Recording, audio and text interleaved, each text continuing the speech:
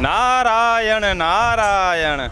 બધાય જાનૈયાઓ અહીંયા પધરામણી કરી છે. સ્વર્ગલોકથી નારદ મુનિ આવી ગયા છે. નારાયણ નારાયણ. कालों का काल महादेव भोलेनाथ अभी सृष्टि में आ रहे हैं रुक्मणी विवाह में.